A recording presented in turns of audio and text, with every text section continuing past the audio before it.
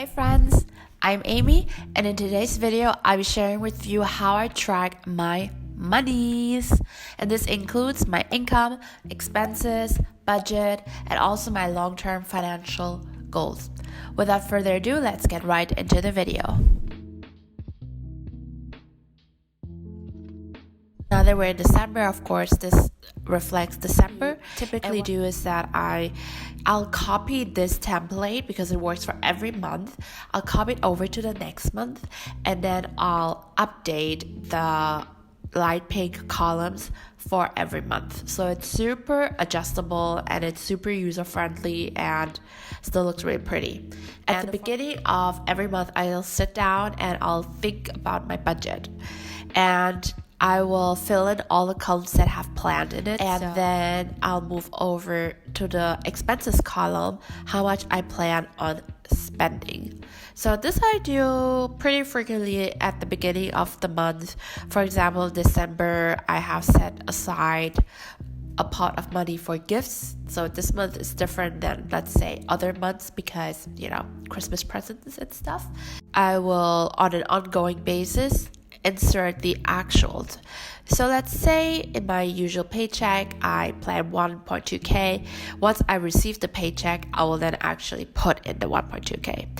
And then let's say I made $200, I don't know, selling something on Facebook Marketplace that I had not accounted for before. I will still put it in here, and I'll be really happy that I made an extra $200. In terms of expenses, I have an extra column because I really want to track my spending.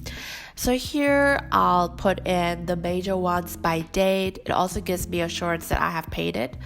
So for example, I paid rent this month and it was 1.2k, and then I'll categorize it by spending type. So this one was a housing expense, so I'll add housing. And the cool thing is that in my expenses tracker, the actual column will then automatically update to the amount I put in here. And let's say I spent 100 on utilities. So you see, it already updated it to 1.3k. That's the sum of these two. And as I go along in a month, I just do it on a daily, well, maybe not daily, but on a weekly basis, just to have a good idea what I spend on. But definitely I will always capture the big spendings like rent, utilities, vacation, big gifts, stuff like that.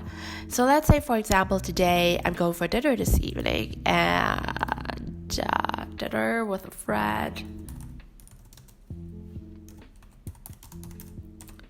and I plan to spend like $50. It's Geneva, guys, after all. Then I'll put this into food, and then my food category here would have updated to the actual amounts. And the expenses column, I have already categorized it by wants, needs, and savings. If you didn't know, there's a famous rule in the personal finance community, the 50-30-20 rule, which means that 50% of your net income should go towards your needs, 30% should go towards your wants, and 20% should go towards your savings. I at least try to really live by the 50-30-20 rule. So that's why I have these categorized into wants, needs, and savings.